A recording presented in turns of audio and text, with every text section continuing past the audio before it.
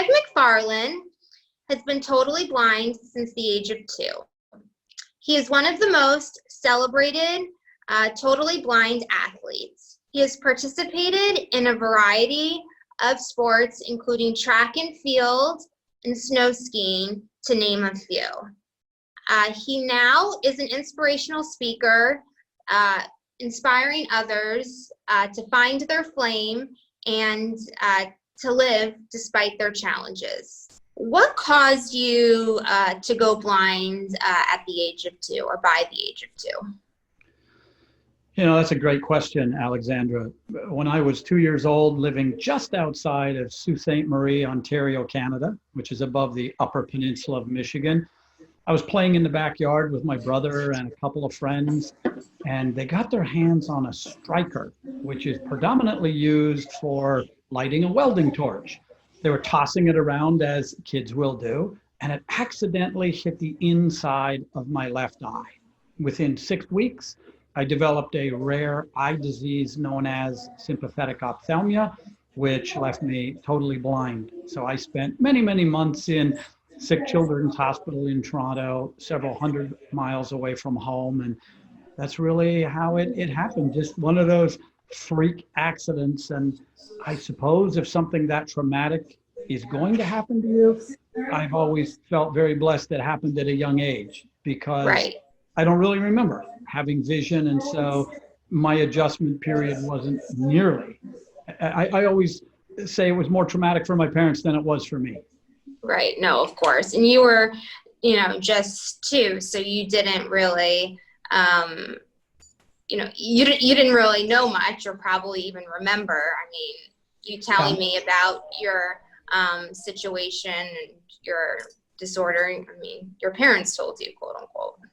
Yeah, I mean, my mom often used to say, you were running before the accident happened and you kept running after. The only difference was you just ran into more things. And what is it like to be, or what was it like to be a totally blind athlete? I remember at 8, 9, 10 years of age, walking in opposing gymnasiums and hearing the whispers of kids say to one another, there's that blind kid. And honestly, it used to make my blood flow just a little quicker. And I thought, I have a name, and hopefully by the end of the day, you're going to know what it is. So I was driven by this internal hunger. I hated to lose. And I literally lived from victory to victory. And I was very blessed. I was very fortunate. I never took it for granted, but I won the vast majority of my wrestling matches against sighted kids, which, by the age of 19 in Canada, there were 3 national television documentaries done on my life. And that was because of my success in athletics, but predominantly in the sport of wrestling, mostly against sighted opponents.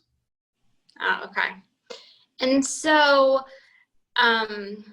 with all your athletic accomplishments and the different types of sports you've done, what do you think was your biggest challenge? Whether it was skiing, wrestling, what was the biggest challenge for, in a particular sport? Well, I think every sport came with a certain amount of challenges, but it's funny, you mentioned that word, because from the beginning, I never really looked at a challenge as a challenge, if that makes sense. Mm-hmm. I always looked or viewed it as a hurdle, an obstacle, whatever the case may be, but I always fought my way through it, over it, whatever terminology you want to come up with, but I didn't saddle my mind with thinking, oh, this is such an insurmountable challenge and this is going to be so tough, because I think when you do that, you box yourself in, you paint yourself into a corner, and mentally you're behind the 8 ball, if you will, or you don't show up with your game face on. And so for me, I would have to say water ski jumping was certainly the most exhilarating and certainly came with the most risk, because I was the first totally blind person ever water ski jumping in the shows at Cypress Gardens, Florida, which is the water ski capital of the world. And someone would ski beside me on a separate rope, same length, obviously.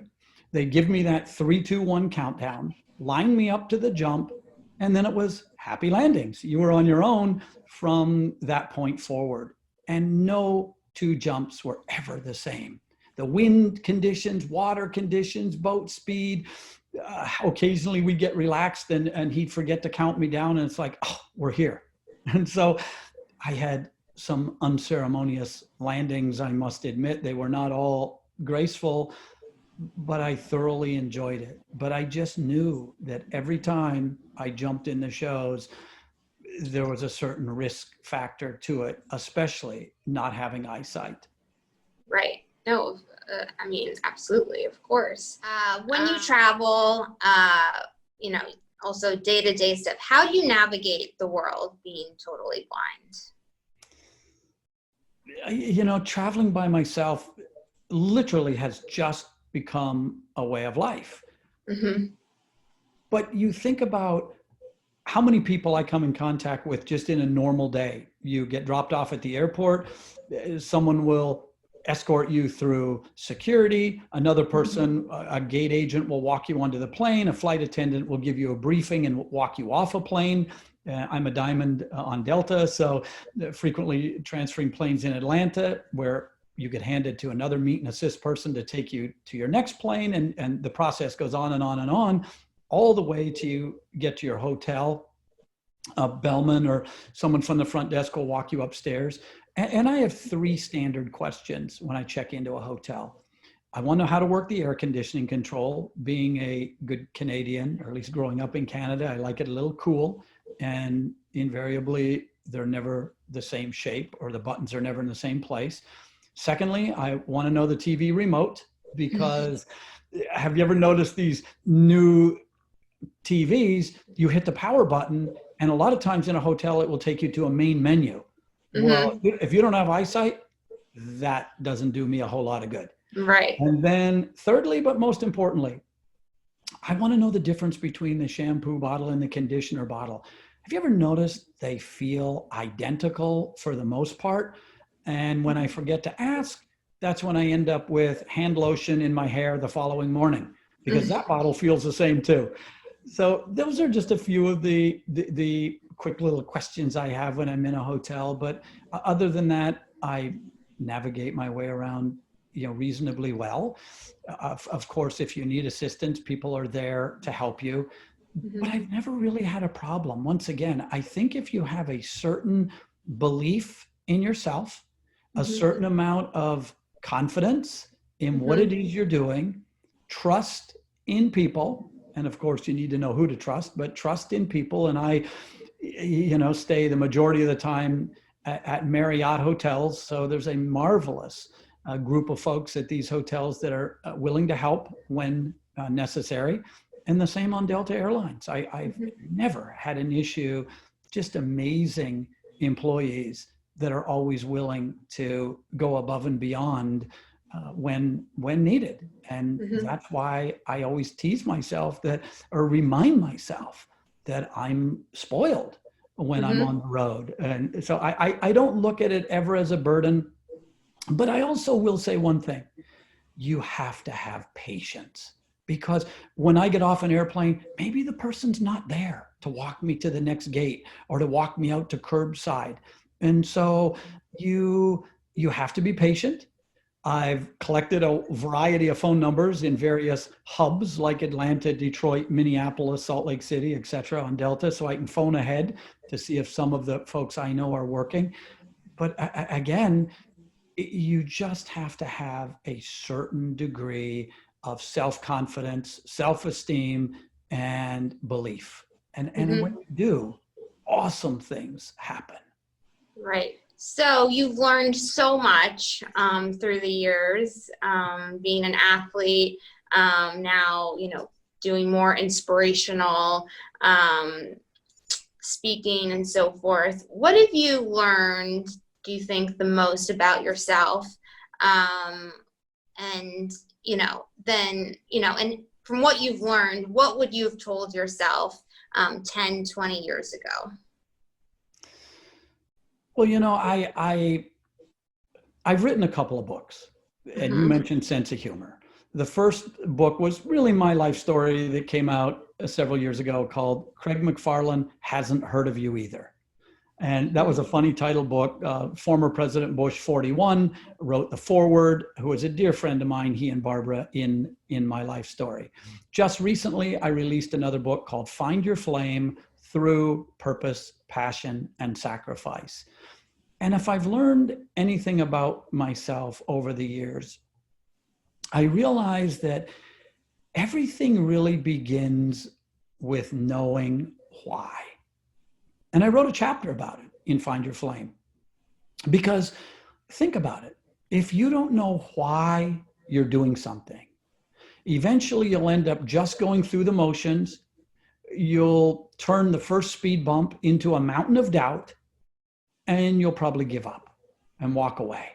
And so what I found is knowing why is so essential, but you also have to recalibrate your why. And let me explain.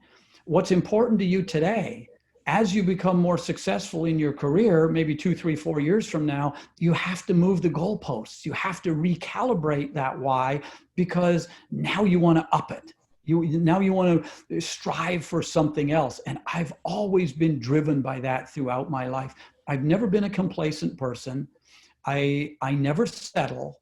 And yes, I pause to reflect and celebrate. And I'm not saying I'm over the top that way, but at least I'm incredibly driven. And what I've really learned, not to sound like a broken record here, but I've learned when you put the proper fuel in your fuel tank inside, great things happen. It's hard to become who you really want to if you're trying to run a race with an empty tank of gas. It just doesn't work. And so we all find fuel in an empty tank in different ways. But for me, it's always been having that great sense of purpose, a sense of passion, and being driven by a belief in myself that yes, I can. And that's what has always been, I think, my guiding internal compass that's brought me to where I am today. I refuse to quit in the face of adversity. I think that's wonderful. You've such great words of wisdom and advice, and that was my last question. I'm so excited to see what else you're going to do.